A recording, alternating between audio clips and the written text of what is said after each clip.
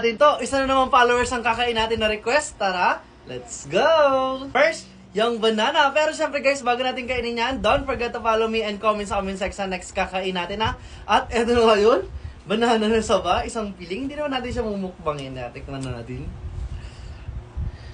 Ano na yun?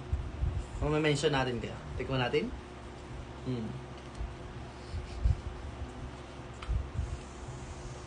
Next naman, yung mango. At eto yun. Mango gummy. Tignan na, diba? Kaso mango din naman siya, pero masarap. Ang tigas. At ayun guys, yung tigakain.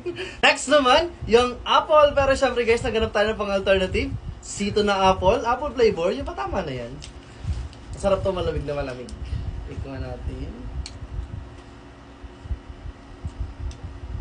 Parang nakakabitin ng plate. Like, follow, comment, and share. Bye-bye!